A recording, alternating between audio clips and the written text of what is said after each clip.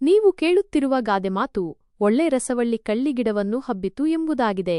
ಈ ಗಾದೆಮಾತು ಮೇಲ್ನೋಟಕ್ಕೆ ವಿಚಿತ್ರವೆನಿಸಿದರೂ ಇದರಲ್ಲಿ ಬಹಳ ಆಳವಾದ ಅರ್ಥಾಡಗಿದೆ. ಇದನ್ನು ವಿಸ್ತರಿಸಿ ಹೇಳುವುದಾದರೆ, ಗಾದೆಯ ಅಕ್ಷರಶಃ ಅರ್ಥ: ಒಂದು ಒಳ್ಳೆಯ ರಸಭರಿತವಾದ ದ್ರಾಕ್ಷಿಯ ಬಳ್ಳಿ ರಸವಳ್ಳಿ ಒಂದು ಮುಳ್ಳಿನ ಗಿಡವನ್ನು ಕಳ್ಳಿಗಿಡ ಆಶ್ರಯಿಸಿ ಹಬ್ಬಿಕೊಂಡಿದೆ ಎಂದು ಇದರ ನೇರವಾದ ಅರ್ಥ. ಸಾಮಾನ್ಯವಾಗಿ ರಸವಳ್ಳಿಯು ಮರಗಳನ್ನೋ ಅಥವಾ ಬಲವಾದ ಆಸರೆಯನ್ನೋ ಹುಡುಕುತ್ತದೆ. ಆದರೆ ಇಲ್ಲಿ ಕಳ್ಳಿಗಿಡವನ್ನು ಆರಿಸಿಕೊಂಡಿರುವುದು ಅಸಾಮಾನ್ಯವಾಗಿದೆ. ಗಾದೆಯ ಭಾವಾರ್ಥ ಮತ್ತು ವಿಸ್ತರಣೆ: ಈ ಗಾದೆಯು ಜೀವನದ ಒಂದು ವಿಚಿತ್ರವಾದ ಸನ್ನಿವೇಶವನ್ನು ಅಥವಾ ವ್ಯಕ್ತಿತ್ವದ ವೈರುಧ್ಯವನ್ನು ಸೂಚಿಸುತ್ತದೆ. ಇದರ ವಿಸ್ತರಣೆಯನ್ನು ನಾವು ಈ ಕೆಳಗಿನಂತೆ ಮಾಡಬಹುದು.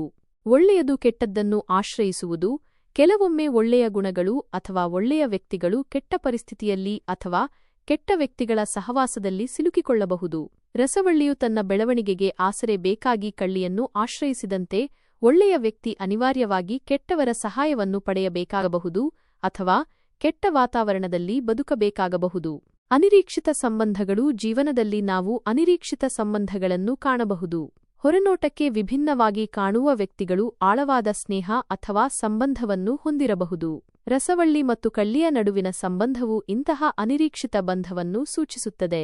ಪರಿಸ್ಥಿತಿಯ ಒತ್ತಡ: ಕೆಲವೊಮ್ಮೆ ಪರಿಸ್ಥಿತಿಯ ಒತ್ತಡದಿಂದ ಒಳ್ಳೆಯದು ಕೆಟ್ಟದನ್ನು ಆಶ್ರಯಿಸುವಂತಾಗುತ್ತದೆ. ರಸವಳ್ಳಿಗೆ ಹಬ್ಬಲು ಬೇರೆ ಆಸರೆ ಸಿಗದಿದ್ದಾಗ ಕಳ್ಳಿಯನ್ನೇ ಅವಲಂಬಿಸಬೇಕಾದ ಅನಿವಾರ್ಯತೆ ಉಂಟಾಗಬಹುದು. ಅದೇ ರೀತಿ ಮನುಷ್ಯನು ಕಷ್ಟದ ಸಮಯದಲ್ಲಿ ಕೆಟ್ಟವರ ಸಹಾಯವನ್ನು ಪಡೆಯಬೇಕಾಗಬಹುದು. ವೈರುಧ್ಯಗಳ ಸಂಗಮ: ಈ ಗಾದೆಯು ಜೀವನದಲ್ಲಿ ವೈರುಧ್ಯಗಳು ಇರುತ್ತವೆ ಎಂಬುದನ್ನು ತೋರಿಸುತ್ತದೆ. ಒಳ್ಳೆಯತನ ಮತ್ತು ಕೆಟ್ಟತನ, ಸೌಂದರ್ಯ ಮತ್ತು ಕಠಿಣತೆ ಒಟ್ಟಿಗೆ ಇರಬಹುದು. ರಸವಳ್ಳಿಯ ಸೌಂದರ್ಯ ಮತ್ತು ಕಳ್ಳಿಯ ಮುಳ್ಳುಗಳು ಒಂದೇ ಕಡೆ ಇರುವುದನ್ನು ಇದು ಸೂಚಿಸುತ್ತದೆ. ಹೊರನೋಟದಿಂದ ನಿರ್ಣಯಿಸಬಾರದು: ಈ ಗಾದೆಯು ನಾವು ಕೇವಲ ಹೊರನೋಟದಿಂದ ಯಾರನ್ನೂ ಅಥವಾ ಯಾವುದನ್ನೂ ನಿರ್ಣಯಿಸಬಾರದು ಎಂದು ಕಲಿಸುತ್ತದೆ. ಕಳ್ಳಿಯಂತಹ ಕಠಿಣವಾದ ಗಿಡದಲ್ಲಿಯೂ ರಸಭರಿತವಾದ ಬಳ್ಳಿ ಹಬ್ಬಲು ಸಾಧ್ಯವಿದೆ ಎಂದರೆ ಪ್ರತಿಯೊಂದರಲ್ಲೂ ಒಂದು ಒಳ್ಳೆಯ ಅಂಶವಿರಬಹುದು. ಉದಾಹರಣೆಗಳು: ಒಬ್ಬ ಪ್ರಾಮಾಣಿಕ ಉದ್ಯೋಗಿ ಭ್ರಷ್ಟಾಚಾರ ತುಂಬಿರುವ ಕಚೇರಿಯಲ್ಲಿ ಕೆಲಸ ಮಾಡಬೇಕಾಗಿ ಬರುವುದು. ಇಲ್ಲಿ ಪ್ರಾಮಾಣಿಕತೆಯ ರಸವಳ್ಳಿಯು ಭ್ರಷ್ಟಾಚಾರದ ಕಳ್ಳಿಯನ್ನು ಆಶ್ರಯಿಸಿದಂತಾಗುತ್ತದೆ. ಒಳ್ಳೆಯ ಗುಣಗಳಿರುವ ಮಗು ಕೆಟ್ಟ ಸಹವಾಸದಲ್ಲಿ ಸಿಲುಕಿ ತೊಂದರೆ ಅನುಭವಿಸುವುದು.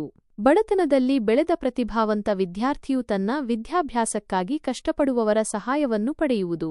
ಹೀಗೆ ಒಳ್ಳೆ ರಸವಳ್ಳಿ ಕಳ್ಳಿಗಿಡವನ್ನು ಹಬ್ಬಿತು ಎಂಬ ಗಾದೆಯು ಜೀವನದ ಸಂಕೀರ್ಣತೆ ಮತ್ತು ವೈರುಧ್ಯಗಳನ್ನು ಅರ್ಥೈಸಿಕೊಳ್ಳಲು ಸಹಾಯ ಮಾಡುತ್ತದೆ.